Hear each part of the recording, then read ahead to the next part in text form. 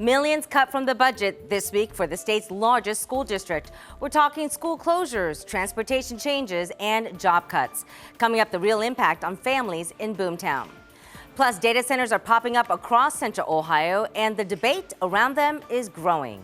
People will claim, and it's true, that Marysville was a farming community and still is. I would question it. I would say it still is. But Union County is so much more than just a farming community. You will hear from an expert and the questions every community should be asking before the next data center breaks ground. And new people are moving to Boomtown every day, but where will they live? This week, a growing Columbus suburb is trying to figure out what kind of housing it needs and how to build it. Central Ohio is booming. We all see it and we all can feel it. So here's what we uncovered this week in Boomtown.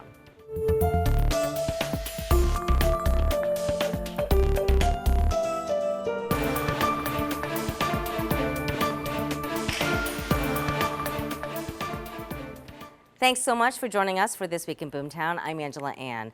Data centers, they are the big topic this week. In just a bit, we'll dive deeper into the growth and the pushback, plus your rights as residents. But first, let's get to some headlines. Preparing healthcare for a growing population. This week, staff at Ohio State's new University Hospital ran a full-scale practice, testing patient care and workflow before it opens in February. The new teaching hospital will add 820 more patient beds, everything from ICU to maternity services. Ohio Wesleyan University announced a new school of engineering as the demand for engineers surges in central Ohio.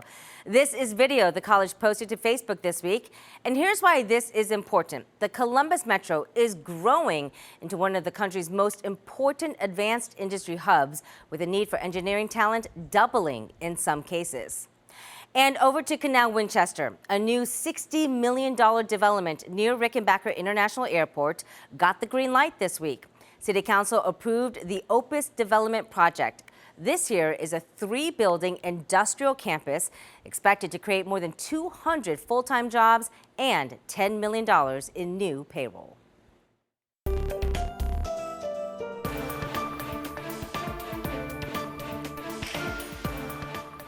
As Central Ohio grows, Columbus City Schools remains the largest district in the state, educating more than 46,000 kids. But this week, district leaders made some tough decisions as they work to cut $50 million from next year's budget. Board members voting to close schools, change transportation, and cut jobs. Here's what Superintendent Dr. Angela Chapman told us this week. Now the hard work begins in, really coming back to the board in just a few months with the plans for how we're going to address staffing, for how we're going to develop those plans for transportation, for school realignment. So now CCS is looking to close 9 schools in all instead of the original 5. That decision also means no transportation for some students and staffing cuts. 10 TV's Kara Lake explains the impact on students across the district. The most significant reduction includes $25.9 million in staffing cuts. Administrator and non-personnel positions will also be cut, totaling more than $15 million. Before the final decision was made, we also heard emotional statements from staff and parents. The community voted you because we believed in you to not only handle this district in a way that was prudently, both financially and educationally, but we voted you in to handle these difficult decisions. The board also voted to close Como Elementary, Duxbury Park's Arts Impact Elementary School, Columbus Gifted Academy, and Fairwood Alternative Elementary School. Fairwood is set to close by the next school year, and the other 3 by the 2027-2028 school year. The superintendent spoke about these cuts, which will impact hundreds of workers, and says this decision has weighed heavy on their hearts and minds. We know that we are talking about jobs. We are talking about the livelihood of our employees. We are talking about reducing supports to our schools at a time when we know our students need more.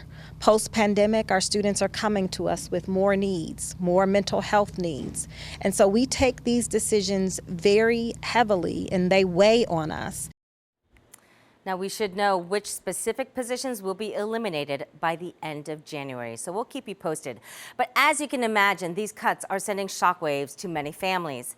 10 TV's Colin Dorsey now tells us why some parents are concerned of more cuts if CCS can't meet budget in a growing region. That's my guy right there. Jennifer Creighton's 12-year-old son, Colton, is a proud Columbus City School student. He goes to the district's preparatory school for boys. His school wasn't considered in this round of building closures, but it was discussed during last year's. Because I'm tired of this circle. If not this, then what? We can find solutions that balances everything and lessens this pain. Creighton is a CCS graduate herself. She says to her, it's more important that the specialized programs like the ones for her son and those at Arts Impact remain. Tuesday night, the district voted to close these 4 school buildings: Duxbury Park Arts Impact, Fairwood Alternative, Como Elementary, and Columbus Gifted Academy. Do you intend to keep your son in public schools? I want to. Because that's his desire. He really loves the program at CCPSP, but as his parent, I have to think about what's best for him, because I'm not sure if everybody else is on board. She's concerned about future closures and what might happen when her son gets to high school. I just hope that they're approaching this with intentionality.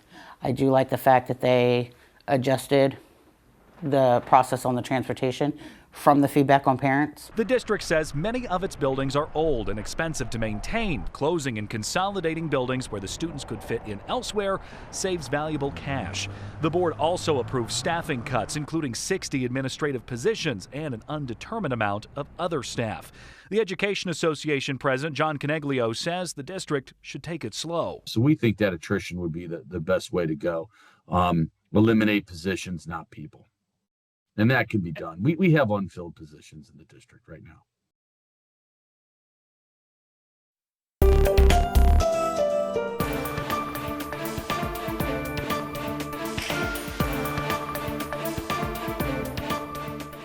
Well, this week in Boomtown, we are taking a closer look now at the data center boom here in Central Ohio. As we near the end of 2025, the number of data centers is quite surprising. Right now, in fact, there are 215 in the Buckeye State, some small, others quite large.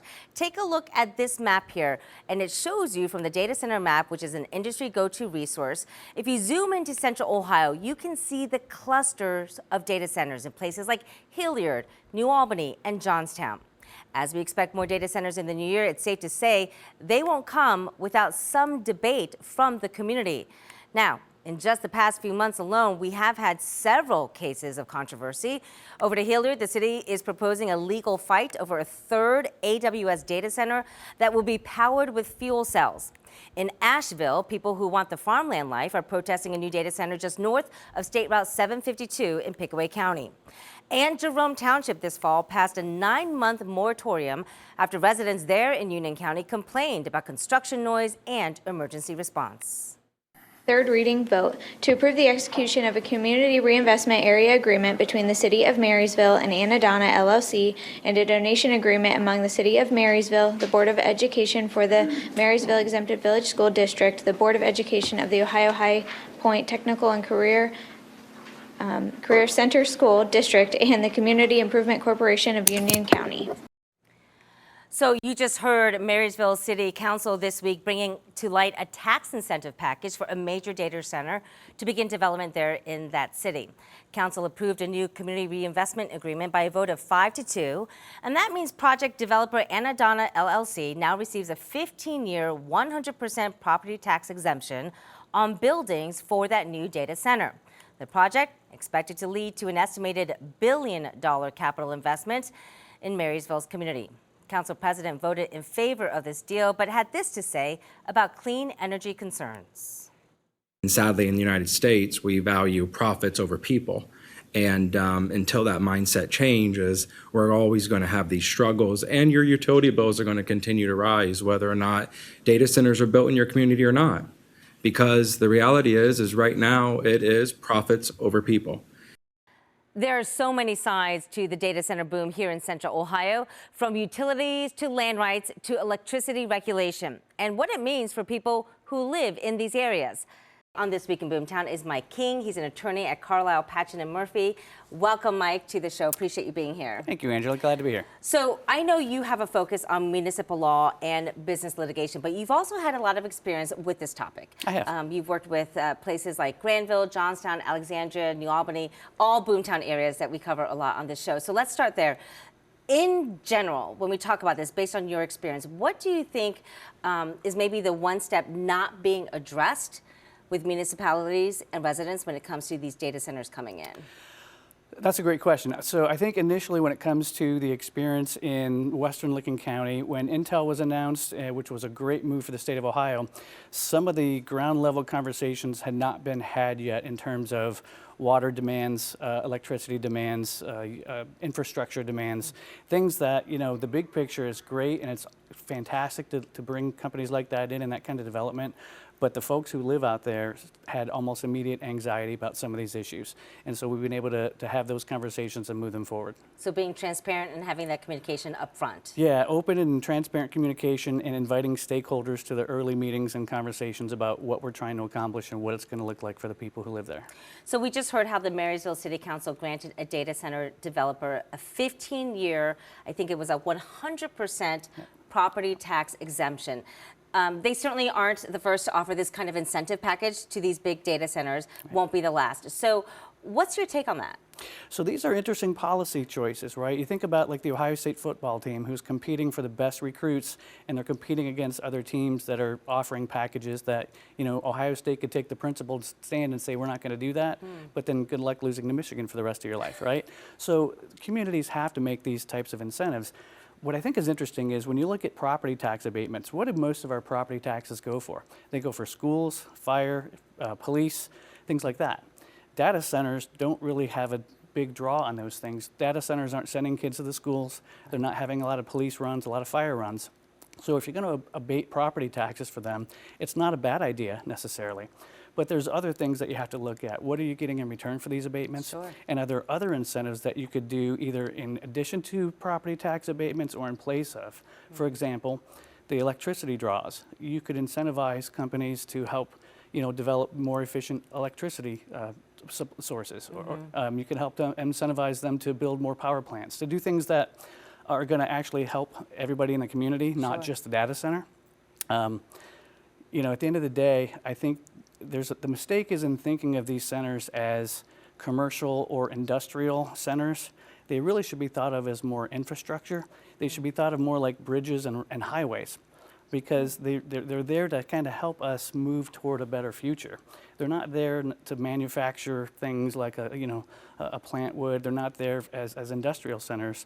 They're really more infrastructure. And if we think about ways to incentivize that, like how do we build bridges, we build highways, and they have a purpose and they have a cost, but we all share in the benefits of that. So, I love that insight. It's such a different way, like you said, to look at it. It's not just this big building plopping down in the middle of a farmland. Right.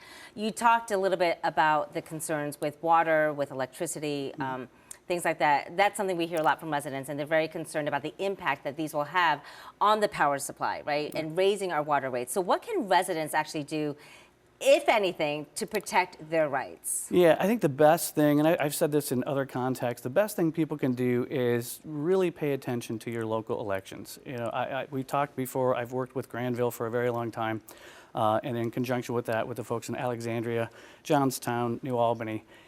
Your local officials are the most important votes you'll ever make, especially when it comes to issues like this, because things like zoning, you know, the tax breaks that you're talking about, the siting, making sure that these places are responsibly sited, responsibly built.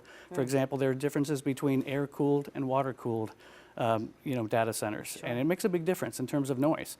Air-cooled ones create a lot of noise. And so there are ways to address these things, but they happen usually in meetings with local officials, while most of us are taking our kids to ball games or working or making dinner. So electing good people is really super important. And as a resident, if you want to have a say, you need to show up too. Yeah, definitely. Pay attention to the agendas of the meetings in your locality, zoning meetings, planning meetings, council meetings, township trustee meetings. You don't have to show up to all of them, but look at the agenda. When something's on the agenda that's important, try to carve time out and go. I always tell people those agenda items are like magic 8 balls, right? It tells you what could be coming down in Absolutely. the future. Is there any recourse, I'm curious, for residents to say, if they miss these meetings and suddenly something is coming and these data centers are not fulfilling their part of the deal? Is there recourse for residents to say, hey, you didn't promise bring in the revenue, you didn't bring in the jobs, so now what? Yeah, it's probably fairly limited because there's such investment involved in building these centers, and it's such a long process. And you kind of can't unbake that cake once it's done. And so again, that's why it's so important. You can have, in addition to the tax abatements we've talked about, you can negotiate things like contributions in lieu of taxes, where if in a particular site it is important to support the schools, or the data centers, the companies who are building them are so ideally suited to provide things like technology for schools, or to provide internet access for entire communities, right, that wouldn't otherwise have it. So you can negotiate for things like that as part of the process. And I found that most of these companies want to be responsible citizens where they're building these plants. And so, again, it keeps coming back to conversations and upfront communication. So the better you have it, settled at the front end, the less problems you'll have at the back end. Let's talk legal stuff, because I know that that's your world. Sure. But we are seeing more pushback with some of these data centers. Some cities and townships have actually issued moratoriums, right, against them for X amount of times. And some of these centers are now appealing that, so to speak. Should there be more regulation, because we are seeing data centers in practically every community? Yeah, Chandler, Arizona is one that comes to mind. That's passed a couple of ordinances to essentially prevent more construction of them. Listen, here's the thing. I love your Boomtown series, although I watch it with a little bit of mixed emotions, because I came to Columbus after high school, 35 years ago, when the city center was new. Right? When, I miss City Center. When Christmas at Lazarus was amazing. When CD yes. 101 just came on the air. It's a very different place now. But at the same time, we're all on cell phones now. We've gone, in that 35 years, we've gone from CDs and Blockbuster to streaming music and streaming video, right? We've gone to things that take so much data, and these data centers support our lives every day. So if the data centers went away, we would all be very upset. That's what we have to remember. They're a good thing. So the question comes back to, how do we incorporate them in a harmonious way, right? Sure. And it comes back to, responsible siting, responsible planning, responsible construction, and then responsible operation.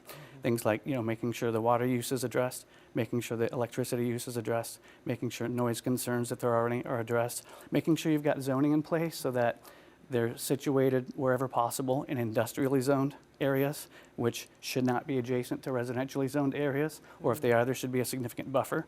All these things can help us, sort of accept and embrace the fact that the data centers make our lives easier and better, but they also have some trade-offs, and we got to deal with those. So kind of an analogy, you use Buckeye football, I'll use this one. Everything is good, but just in moderation, maybe. Yeah, it's good in moderation, and sometimes we don't know the bad until, tobacco companies for years sold cigarettes that ended up causing harm that wasn't known at the time, and once it became known, we had to deal with it, right? And so there's going to be other, AI is a great example. That most of these data centers are being built for the AI development. These companies are investing billions of dollars every quarter to pursue AI. And it has a lot of promise, but it also has created a ton of anxiety because we don't know what the downside might be. Right. And so the regulation is important to a degree because we want to make sure that things are being done responsibly. And change is hard because at the end of the day, we're not just talking land, we're talking emotions and family history for a lot of these families. Like you said, 35 years ago, there's a lot of nostalgia in seeing something that was once this beautiful farmland turn into something they didn't expect. Yeah, I miss CD 101 every day. And a lot of people do. And Lazarus and the places that we got used to, changes, it's hard, but it's also often necessary. Yeah, so. for sure. Yeah. Mike King, thank you so much. Some great insight. I'm sure we'll be talking to you much more in the new year. Anytime. As we have more data centers coming on board. We will. Thank you. Yep.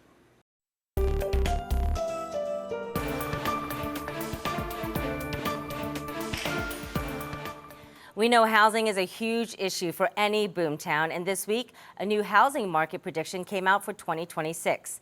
Realtor.com reports sales in the Columbus region will drop by 2.1% next year, while the price of homes will go up 4%. So the question is, what does this mean for you? With that recovery in the housing market is expected to be slow, but experts with Realtor.com say it is a good shift closer toward balance. Meantime, many cities are trying to solve that housing crisis as they grow. And 10 TV's Libby Cathy is in Hilliard, where leaders are asking residents to help with a new housing study. Hilliard should be a place for everyone. Tim King loves living in Hilliard. We picked Hilliard in 1988 because we could afford a very nice home, a new home. In the nearly 40 years since, he's raised a son in Hilliard schools, served on city council, and watched the area around him boom. And the growth is tremendous. Hilliard's population is expected to grow to 54,000 people by 2050. That's about 17,000 more people from just 5 years ago. That growth, along with the city's 2023 comprehensive plan, driving a new housing study. Its purpose, to answer a central question: what kinds of housing does Hilliard need, and how can the city create them? And the idea is to get the right types of houses so that people that you that want to come back and live, or that the types of employees that you want to attract for the businesses that you want to have, places that they can afford and have a desire to live. On Wednesday night, the city holding its first public meeting asking residents what housing options they want to see more of and where they should go. For many residents, affordability is top of mind. At my stage in life, if you do live here and you've made a home here, it ought to be possible to stay, keep it your home. As officials gather public feedback, Jackie Yeoman, Hilliard's deputy planning director, cautioning for patience. The study is not going to have specific developments that will come out of it. Instead, it's going to provide recommendations for policy changes, potentially code changes. It'll look at incentive mechanisms. Another public meeting is planned for the spring, before council votes to adopt the study's findings in May. Really, the next steps will be taking the recommendations of the study and starting to implement those, which would then ultimately lead to housing. So we're not going to see new housing developments come out of the study immediately. It's really a long-term goal to look at how and where we're going to build over the next 20 plus years. And that was Libby Cathy reporting. Now, the city is asking for feedback through December 22nd. You can find a link to that inside this story on 10tv.com.